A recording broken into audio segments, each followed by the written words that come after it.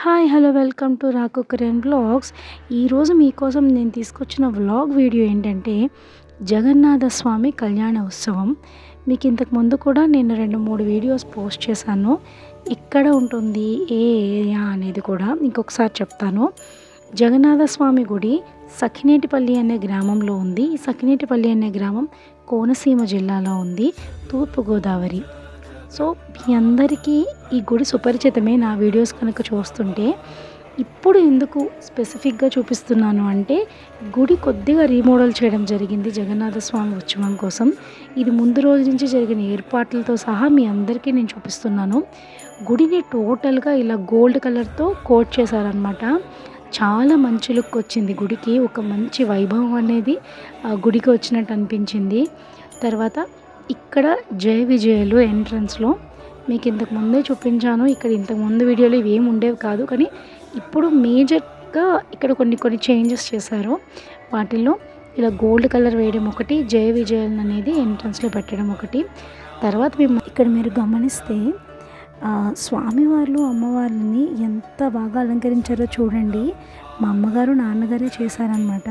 ఎంత కళ వచ్చిందంటే నిజంగా చూడండి. మీరు ఇంతకుముందు మీరు నా వీడియోస్లో చూస్తుంటే స్వామివారి అమ్మవార్ల మూల విరాట్లు కానీ, తర్వాత ఉత్సవమూర్తులు కానీ ఇప్పుడు చూడండి ఎంత కళగా ఉన్నాయి. నిజంగా ఒక జీవకళ ఉట్టిపడుతున్నట్టు అనిపిస్తుంది. ఇక్కడ చూడండి మన రాముల వారు, ఆ రామయ్య సీతమ్మ కూడా ఎంత వైభవంగా మనకి కళ్యాణానికి రెడీ అయినట్టు అనిపిస్తుంది. ఇంకా మన హనుమంతుల వారి గురించి చెప్పనవసరం లేదు. ఈయన గరుడ స్వామి, మన గరుడమూర్తి అన్నమాట. ఇలా స్వామివారికి ఎదురుగా కూర్చుని ఉంటారు. తర్వాత ఒక 1000 మంది దాకా అన్నదానము చేయడం జరిగింది ఆ రోజు, కళ్యాణం రోజు.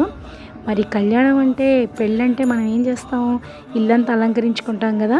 మరి ఊళ్ళో మనకి పెళ్ళి జరుగుతున్నప్పుడు స్వామివారిది అది కూడా మన ఇంట్లో కూడా కొంచెం అలంకరించుకోవాలి కాబట్టి ఇలా చిన్నగా మేము ముగ్గులు పెట్టామన్నమాట.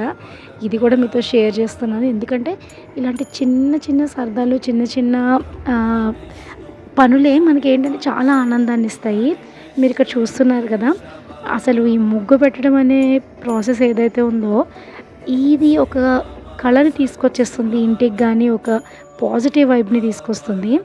ఇదే ఇక్కడ చూస్తున్నారు వీళ్ళు మా పేరెంట్స్ అనమాట. మా మదర్ ఫాదర్ గుళ్ళో మొత్తం అన్నీ చూస్తున్నారు. తర్వాత ముందు రోజునైతే వంటకు సంబంధించినవన్నీ కూడా వాళ్ళు సెట్ చేసుకుంటున్నారు. తర్వాత ఇక్కడ కళ్యాణం రోజు, ఇది కళ్యాణం రోజు ఇలా మొత్తము ఇంకా ఎవరు రాలేదు, ఇంకా పూర్తిగా రాలేదు. ఇది ఎర్లీ మార్నింగ్ అంటే ఒక 7 o'clock ఆ టైంకి జరిగింది ఇది. సో ఇప్పుడు మీరు చూస్తున్నట్టయితే అర్చక స్వాములు ఇక్కడ కలశస్థాపన చేశారు, పుణ్యావచనం చేశారు, తర్వాత హోమం జరిగింది.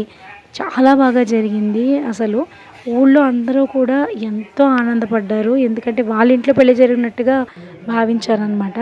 ఎందుకంటే సుమారు 100 సంవత్సరాలు అయింది ఆలయము నిర్మించి, కానీ 100 సంవత్సరాలు ఇంత వైభవంగా అయితే చేయలేదు. ధర్మకర్తలు వారి యొక్క మనసులో సంకల్పించుకుని ఇలా గుడికి ఒక వైభవం తీసుకురావాలి, ఈ గుడి అనేది ఇప్పుడు జనాలు మర్చిపోకూడదు, మనం కూడా దీన్ని డెవలప్ చేయాలి అన్న ఒక ఉద్దేశంతో వాళ్ళు చాలా బాగా గుడిని మళ్ళీ రీమోడల్ చేశారు. తర్వాత ఇక్కడ ఎంతో ఒక 1000 మంది దాకా 1000 నుండి 1500 మంది దాకా అన్నదానం పెట్టుకున్నారు. తర్వాత ఇలా హోమాలు చేయించారు. చాలా వైభవంగా జరిగింది. ఇక్కడికి ఇంచుమించుగా ఒక 200 మంది పైన వచ్చారనమాట కళ్యాణం టైంకి. తర్వాత నేను కొంచెం బిజీగా ఉండడం వల్ల మొత్తం షూట్ చేయలేకపోయాను. ఇదిగో మా కళ్యాణమూర్తులు. తర్వాత ఇక్కడ మీరు చూడొచ్చు, ఈ వీళ్ళు జస్ట్ ఒక 2-3% మాత్రమే భోజనాలు చేసి వెళ్తున్న వాళ్ళు. మిగిలిన వాళ్ళందరూ కూడా చాలామంది వచ్చారనమాట.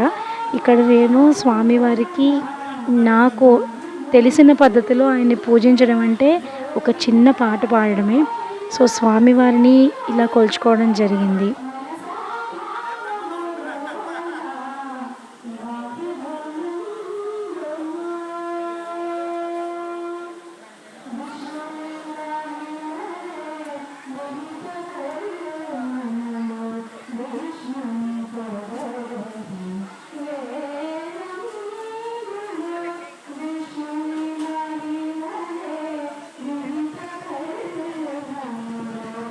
ఇది ఎంతో ఎంతో సంతోషాన్ని ఇచ్చిన వాటిల్లో ఇది నాకు ముఖ్యమైనది. ఎందుకంటే మనకి ఎవరికి తెలిసిన పద్ధతిలో వాళ్ళు పూజని గానీ, అర్చనని గానీ స్వామికి సమర్పిస్తారు. సో, నాకు తెలిసిన ఒకే ఒక పద్ధతి స్వామివారిని నా గానంతో అర్చించడము. సో, నాకైతే చాలా సంతోషం అనిపించింది. ఆ టైంలో నేను కళ్యాణోత్సవంలో ఇలా పాలుపంచుకోవడం అనేది నాకు చాలా సంతోషాన్ని అనిపించింది. దయచేసి మీ అందరికీ కూడా నేను చెప్పేదేంటంటే, మీ గ్రామాల్లో గానీ, మీకు తెలిసిన చుట్టుపక్కల ఊళ్ళల్లో గానీ, మీకు తెలిసిన ఏరియాల్లో గానీ ఇలా చిన్న చిన్న గుళ్ళు చాలా ఉంటాయి. అలాంటి గుళ్ళకి వెళ్ళి మనం సంతృప్తిగా స్వామిని దర్శించుకోవచ్చు.